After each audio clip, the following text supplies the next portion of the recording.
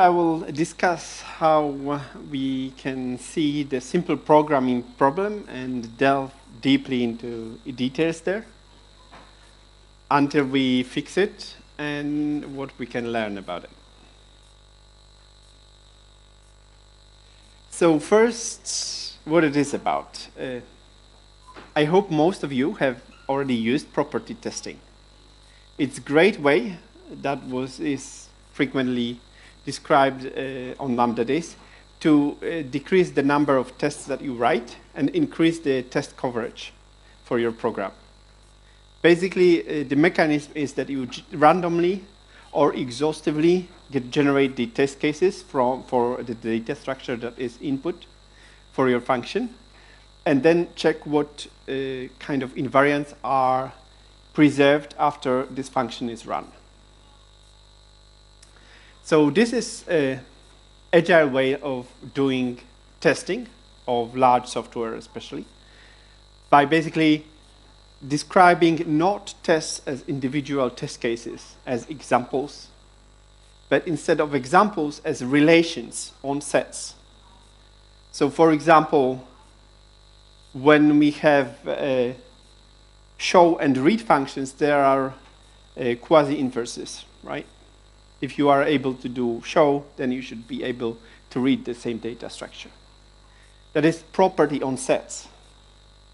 If this property is preserved, then we can naturally be certain that the read and show will always be inverse, and that tests mostly entire functions, right, on entire domains. So I will start by describing examples of property testing.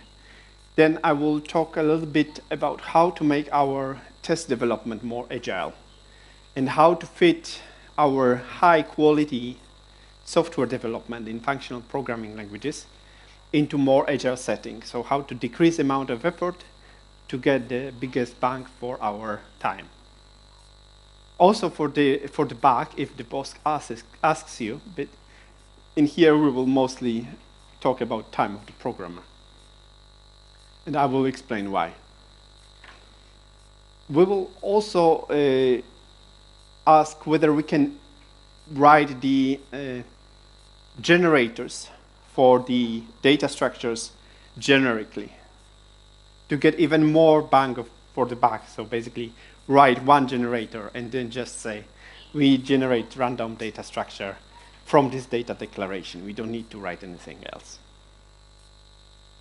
And then I will show a very, very incomplete benchmark to show the point of how this behaves in practice. Not really to exhaustively test the solution yet. So this was my first example.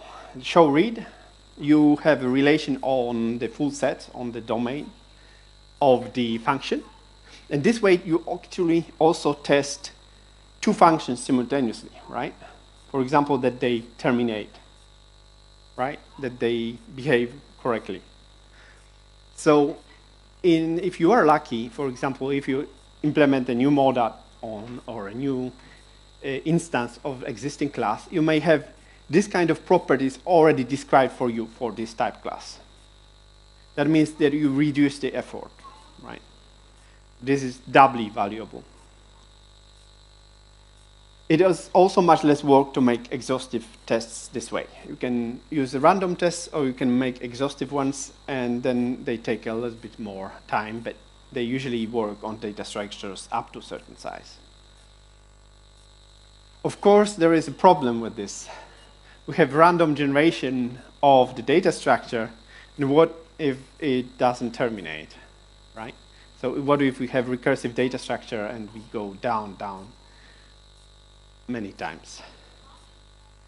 So this is a typical example of the recursive data structure, right? We have addition of two multitypes, two expressions, multiplications, and constant expression.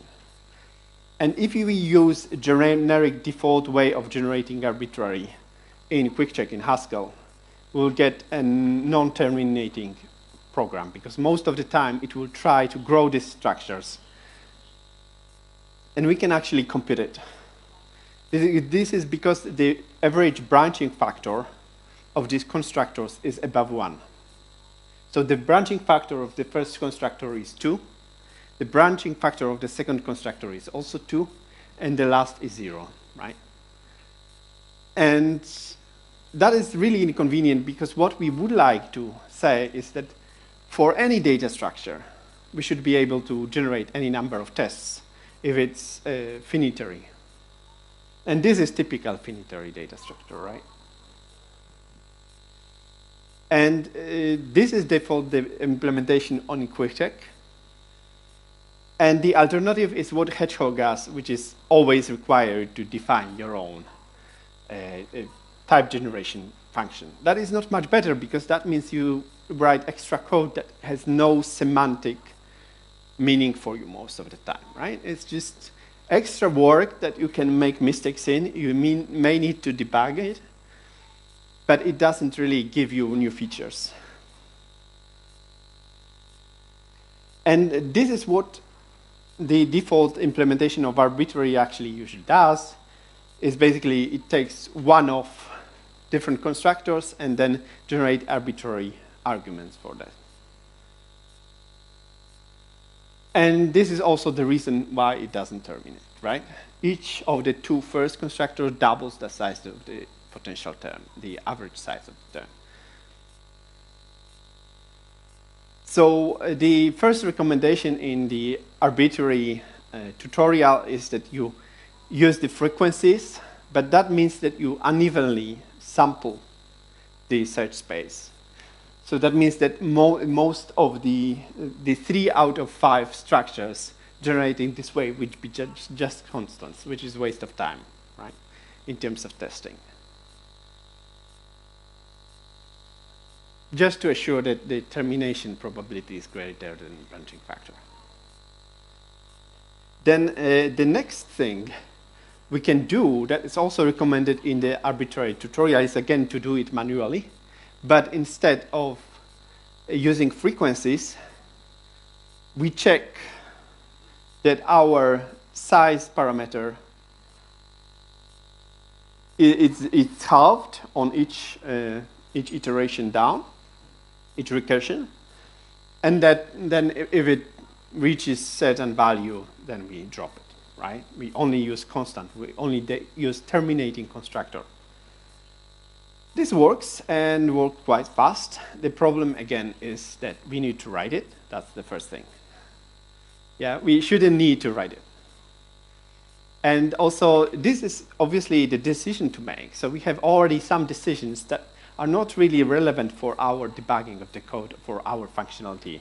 We need to make, if we choose the wrong way of testing our program, we make a bug in this implementation, the coverage will be insufficient and we will miss some bugs.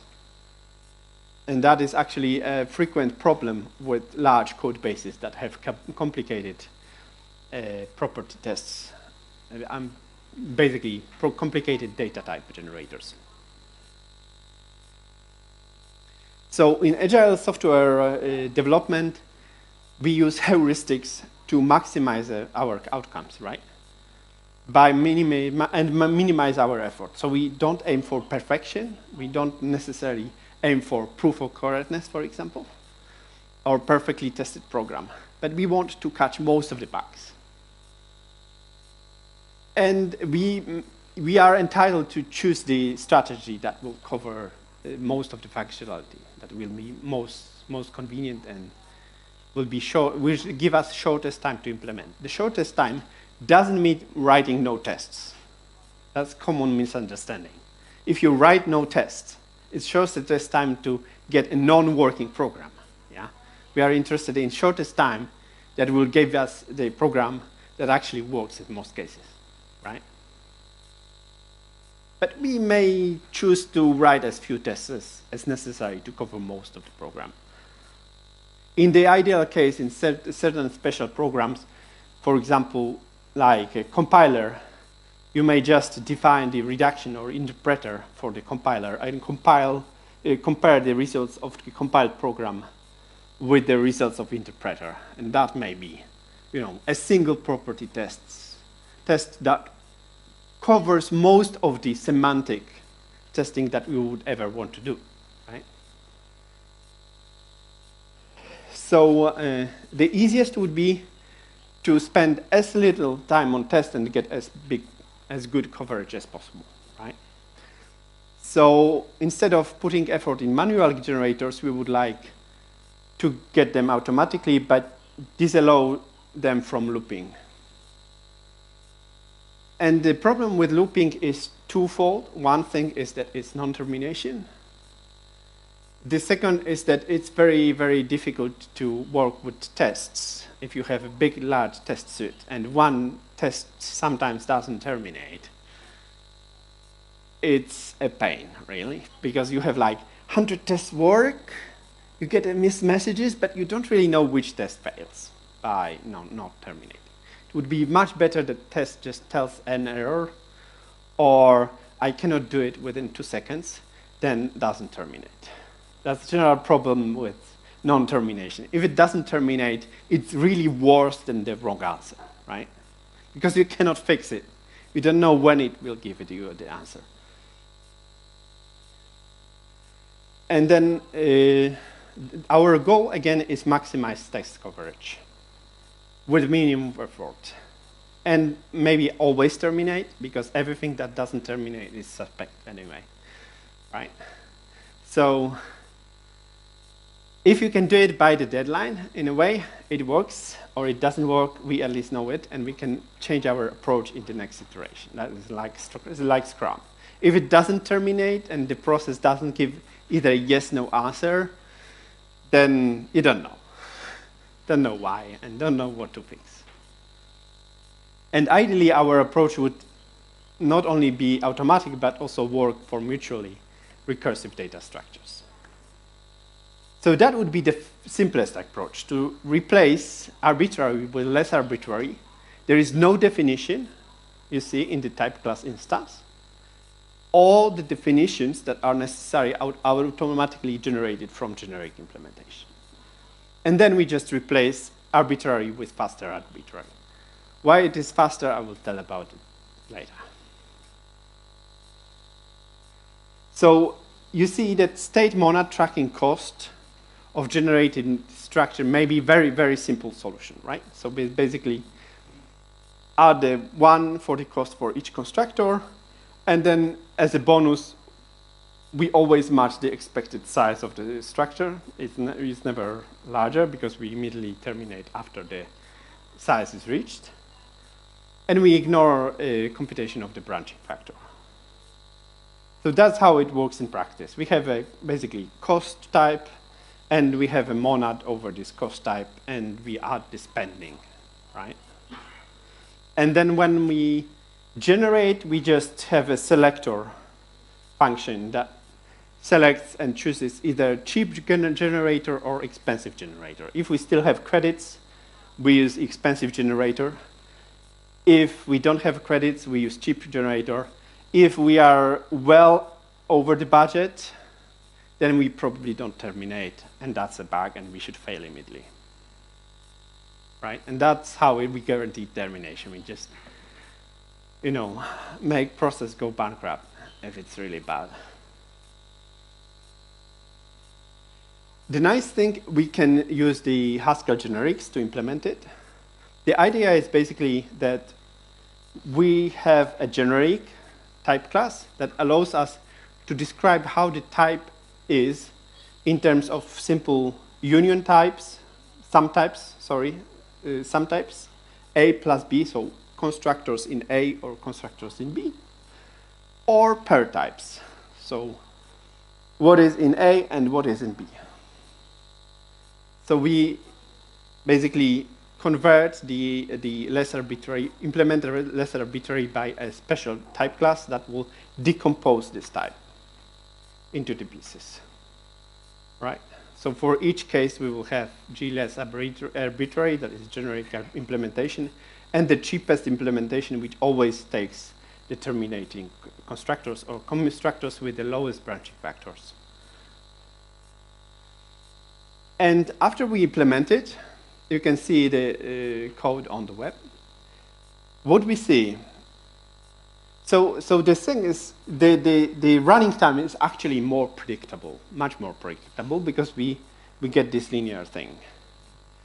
But, and, you know, compared to a generic arbitrary that doesn't terminate, it's much better. And it's shorter because it's just one line. You declare that the type class has to be implemented.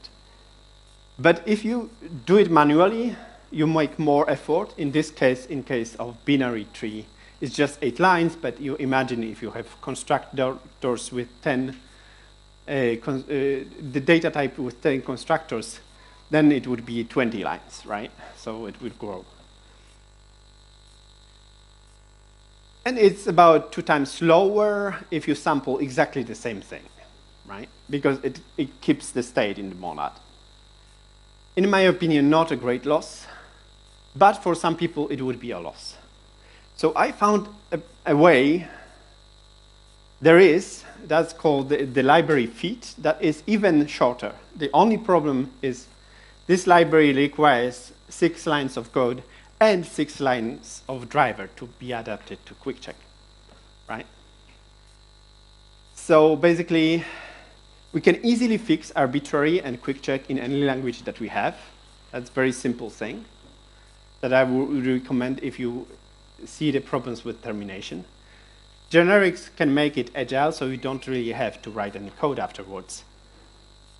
But the state argument as extra data in the generator may induce extra cost,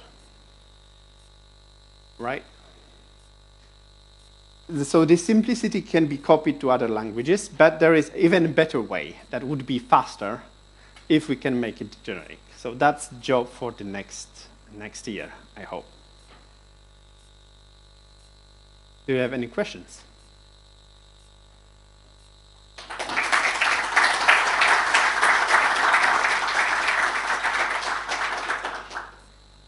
Right, questions for Michał?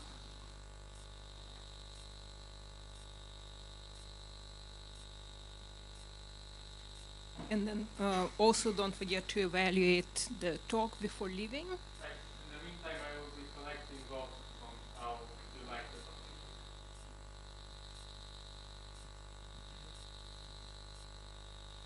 topic. Hi, you mentioned the cost in that monad when you adapted it to get. How do you estimate the particular cost? Like it's like there's some arbitrary number or guessing, or there's something scientific around it? So the way QuickCheck works, it assumes that you want 100 credits and starts with it, right? I did the same. Basically, whenever you run the tests, there is a special parameter for all tests that you may run, the size of the test. I chose this cost to match the number of constructors in generated data type. So it may vary depending on what you test. You may, test less complex terms if you think about evaluating logic properties. Basically, logic, it can get very, very complex with very small terms, but the interactions between terms are important. You may pick rather a large size like 10,000 for strings, because they are simple to track this way. It's up to you, right? There is default, but it's up to you. So you don't have to think about default in most cases, but sometimes you want. Okay, thank you. Any other questions? All right, then we have a coffee break now, and we'll reconvene here in half an hour.